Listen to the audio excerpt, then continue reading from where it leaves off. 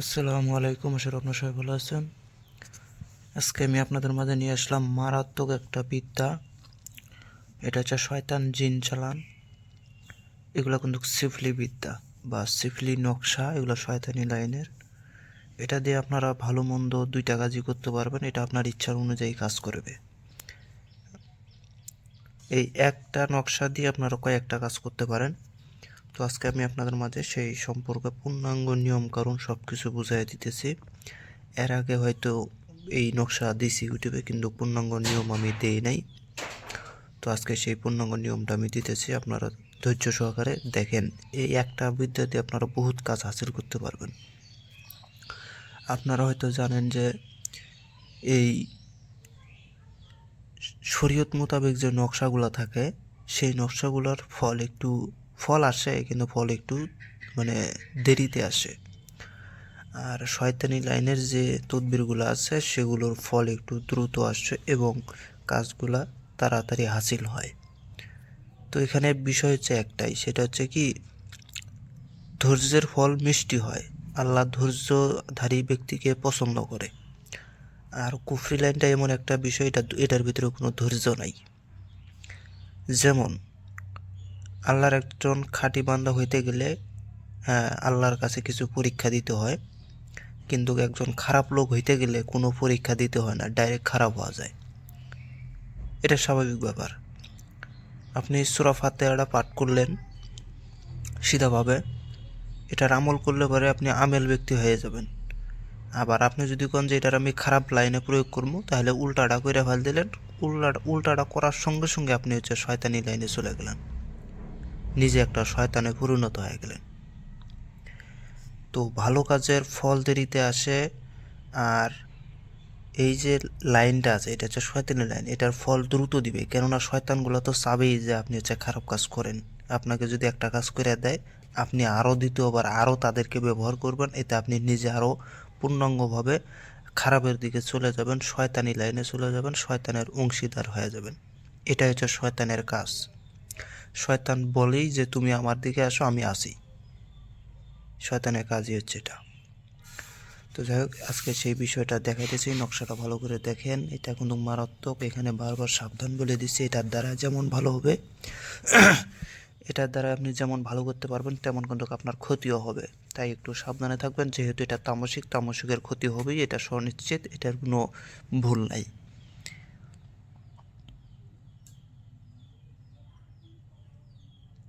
নকশাটা দেখেন, যেরকম আছে এরকমই নকশা আপনাকে অঙ্কন করতে হবে। এখন আপনার নিয়ত কি, আপনি কি কাজ করতে চান, সেই বিষয়ে আপনি এখন এখানে লিপিবদ্ধ করবেন। যদি আপনি বশীকরণ করতে চান, তাহলে এখানে নাম দিতে হবে, বিচ্ছেদ করলেও দুই পাশে নাম দিতে হবে। হ্যাঁ, যেমন এখানে কিন্তু অনেক কিছু বোঝার আছে। যেমন ধরেন, ছেলে মেয়ের যদি বিচ্ছেদ করাইতে চান, হ্যাঁ, তাহলে বিচ্ছেদের ক্ষেত্রে নাম কিন্তু একটু আলাদা সিস্টেম হবে। যেমন ধরেন, যদি এই পাশে ছেলে এবং তার পিতার নাম দেন, এই পাশে যদি মেয়ে এবং মেয়ের মাতার নাম দেন, তাহলে নকশাটাকে ভাঁজ করতে হবে এরকম করে, মানে এরকম করে আপনাকে ভাঁজ করতে হবে। আর যদি বশীকরণের ক্ষেত্রে করেন, তাহলে এই পাশে ছেলে এবং ছেলের পিতার নাম, এই পাশে মেয়ে এবং মেয়ের মায়ের নাম। এখন আপনি করবেন হচ্ছে বশীকরণ করলে নকশাটার ভাঁজ হবে এরকম। নকশাটা ভাঁজ হবে কি এরকম, যাতে এই মেয়ে, এই মেয়ের নাম, এই ছেলের নাম যাতে এক ঠেলায় যায়। আর বিচ্ছেদ হলে যাতে এই দুইজন যাতে এক ঠেলা না গে, সেই জন্য ভাঁজটা হবে এরকম। এগুলো অনেক ভাগযোগ আছে, এগুলো গুরুর কাছ থেকে শিখে নিতে হয়। বানের ক্ষেত্রে কোনো ভাগযোগ নেই, যেমন এমন হেমনে করে যে কোনো এক সাইডে নাম বসায় দেন, কাম হয়ে যাবে। তো এই ভাগযোগটা একটু মনে রেখে কাজ করবেন, অবশ্যই কাজ হবে। আমরা সঠিক নিয়ম কারণ জানি না বিধায় আমাদের কাজগুলো কিন্তু হয় না। দেখছেন নকশাটা এইভাবে দেখেন, আমি লাইট মারছিলাম দেখে এরকম দেখা গেছে। এখন দেখেন, এই যে লাইটটা দিতেছে, এই দেখেন। তো এখন আমি প্রথমত আপনাকে নিয়ম কারণটা বুঝাই দিতেছি। ভিডিওটা একটু বড় হবে, যেহেতু এটার নিয়ম অনেক বড়, কারণ এটা কয়েকটা কাজ করা যায়, সেজন্য নিয়মটা অনেক বড়। এখানে এটা আমি নতুন তৈরি করছি, মানে এখানে পিওর খাঁটি সমস্ত জিনিসগুলো এখানে লিপিবদ্ধ করছি। হ্যাঁ, এখানে সমস্ত কিছু লিপিবদ্ধ করছি।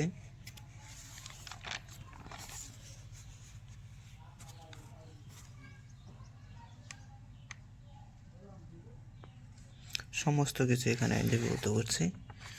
এগুলাকে বলে মানে এটাকে বলে 80 পৃষ্ঠার 82 পৃষ্ঠা পর্যন্ত লিপিবদ্ধ করা হয়েছে।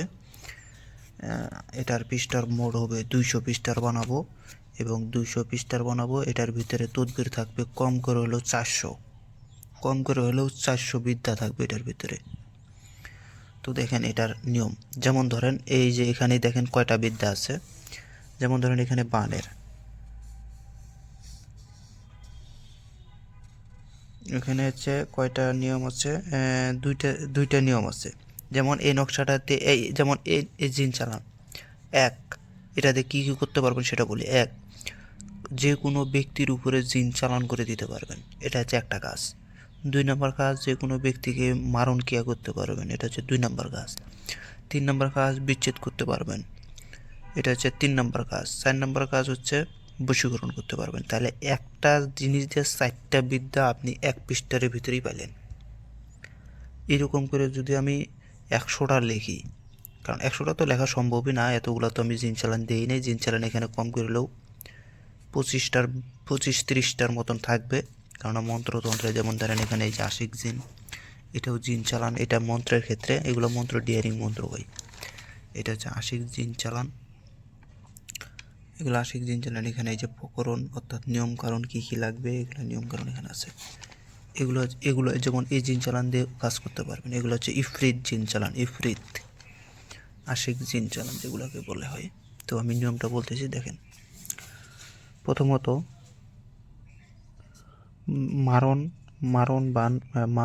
মারণ বান মারিতে হইলে এই নকশা 3টি লিখিয়া রাখিবে। শনি অথবা মঙ্গলবারের রাত 12টার কবর, শ্মশান, বন্ধ পুকুরের পানি দিয়া পুতুল বানাইতে হবে। 3টি পুতুলে 3টি নকশা ভরে দেবেন।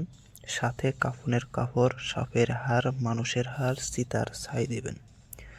এবার দাফনের কাপড়ে পুতুল জড়িয়ে 77 পৃষ্ঠারের মন্ত্র পড়িতে হবে। 108 বার ফু দিয়ে 3টি পাতিলে ভরে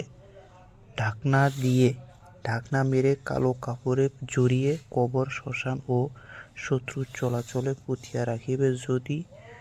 যদি শত্রু দূরে থাকে তবে নদীতে ভাসিয়ে দিতে হবে। 72 ঘন্টার শত্রু মারা যাবে। এটা হচ্ছে মারণ বানের নিয়ম। এখানে হয়তো অনেক কিছু আপনারা বুঝতে পারেন নাই, আমি মৌখিকভাবে বুঝাই দিতেছি। সেটা হচ্ছে কি, প্রথমত যদি আপনারা এই কাজটা করতে চান শনি অথবা মঙ্গলবারের রাত 12টার সময়, প্রথমত নকশাটা আপনি আগেই দিনের বেলায় নকশা হচ্ছে 3টা নকশা লেখে রেখে দেবেন। 3টা নকশা যখন আপনার লেখা হয়ে গেল, তারপরে যখন রাত 12টা বাজবে তখন আপনি শ্মশানে যাবেন। শ্মশানের কিছু মাটি, সেটা আপনি রাত 12টার আগেও যেতে পারেন, সেটা সমস্যা নাই। শ্মশানে কিছু মাটি, কবরের কিছু মাটি, এই 2টা মাটি আর বন্ধ পুকুরের পানি তুলে নিয়ে আসবেন। নিয়ে আসার পরে এটা রাত 12টার আগেই এগুলা নিয়ে আসবেন। নিয়ে আসার পরে পুতুল বানাবেন। পুতুল বানানো শেষ, তারপর রাত যখন 12টা বাজবে তখন ওই পুতুলের বুকের ভিতরে 3টা পুতুল বানাবেন। 3টা পুতুলের বুকের ভিতরে 3টা নকশা ভরে দিবেন। সাথে দিবেন হচ্ছে কাফনের কাপড়, সাপের হাড়, মানুষের হাড়, চিতার ছাই। এগুলা পুতুলের বুকের ভিতরে ঢুকাইয়া দিবেন ওই নকশার সাথে। 3টা নকশা 3টা পুতুলে ঢুকাবেন, আর এই জিনিসগুলো ঢুকাই দেবেন। দেওয়ার পরে এটাকে চালানি একটা মন্ত্র আছে, চালানি মন্ত্র যদি আপনি না করেন তাতেও সমস্যা নাই, কিন্তু আপনাকে 7টা শয়তানের নাম আপনাকে জানতে হবে। তাহলে 7টা শয়তানের নামের দোহাই আপনাকে দিতে হবে। 7টা শয়তানের নামের যখন দোহাই দিয়ে দেবেন তখন নকশা অটোমেটিক কাজ করা শুরু করবে। এখন অনেকে বলতে পারেন 7টা শয়তান কি কি ভাই, এগুলোর নাম হচ্ছে এভাবে ইউটিউবে এত দেওয়া সম্ভব নয়।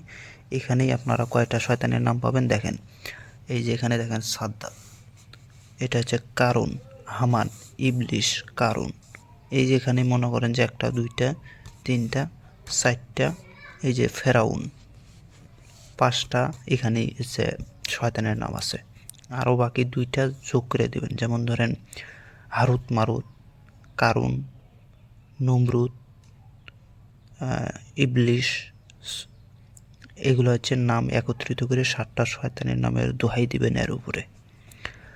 আর যদি কেউ এটা আমার কাছ থেকে নিতে চায় এই বইটা বা এই খাতাটা, তাহলে এটার দাম মেলা টাকা, প্রাইস আমি বহুত মানে এটার প্রাইস বেশি হবে, কারণ এখানে সব খাঁটি জিনিস আছে, কোনো ভুলভাল জিনিস এখানে নাই। তো এগুলোর কিছু আরও অনেক বিষয় আছে, এগুলো হচ্ছে আমার কাছ থেকে শিখতে হয়, আমার কাছ থেকে না শিখলে এগুলোর সম্পূর্ণ কীভাবে আপনারা বুঝতে পারবেন না। যেমন ধরেন এখানে জাকাত দিতে হবে 3 পৃষ্ঠারের মন্ত্র 108 বার, 4 পৃষ্ঠারের মন্ত্র 7 বার, 4 পৃষ্ঠারের মন্ত্র হচ্ছে এই যে 7টা শয়তানের দোহাই এখানে দিতে হবে, মানে 7টা শয়তানের দোহাই এখানে আপনাকে লাগাইতে হবে। আর মন্ত্র চালানোর ক্ষেত্রে, এটাকে চালানোর ক্ষেত্রে তখন আপনাকে কথা সাজাইতে হবে যে এখন আপনি শত্রু কী চান, ওই রকমভাবে আপনাকে বলতে হবে যে কারণ ফেরাউন সাদ্দাত অমুকের ছেলে অমুকের মরণ হোক মরণ হোক মরণ হোক, না হলে আদমের পায়ে সেজদা দে, এরকম করে আপনাকে কথা সাজাইয়া দিতে হবে এখানে। তো যাই হোক, এই বিষয়ে আমি সম্পূর্ণভাবে দিতে পারলাম না, কারণ এগুলো খারাপ কাজ, মারণ বানের কাজ, তাই এগুলো সম্পূর্ণভাবে দেওয়া অসম্ভব। যেভাবে দিছি এভাবে আপনারা কাজ করেন, আপনার কাজ যদি মিস হয়েছে তারপর আপনি আমাকে এসে বলবেন যে ভাই আপনি যেভাবে বলছেন আমি কাজ করছি, কাজ হয় নাই। কিন্তু অবশ্যই কাজ করার আগে আমার কাছ থেকে অনুমতি নেবেন, আমি সম্পূর্ণ কিছু বুঝাই দেবো, তারপরে কাজ করবেন। আর এগুলা কাজ করতে গেলে আমার বিদ্যা সেহেতু আমাকে গুরু দক্ষিণা না দেওয়া পর্যন্ত এসব বিদ্যা কিন্তু অকেজো কাজ করবে না ভাই। অনেকেই আছে ইউটিউব থেকে দেখেই কাজ করে ফেলায়, মনে করে যে কাজ হয়ে যাবে, জীবনও হবে না। কারণ জিনিস আমার কাছ থেকে অনুমতি না নিলে কেমনে কাজ হবে? আমাকে আপনি 2 টাকা দেন নাই, আমি যে এইসব করে খাই, আমাকে তো 2 টাকাও দেন নাই, তাহলে আমার বিদ্যা আপনার কাছে কীভাবে কাজ করে? তো ভিডিওটা ভালো লাগলে অবশ্যই লাইক কমেন্ট শেয়ার করে পাশে থাকবেন। ধন্যবাদ।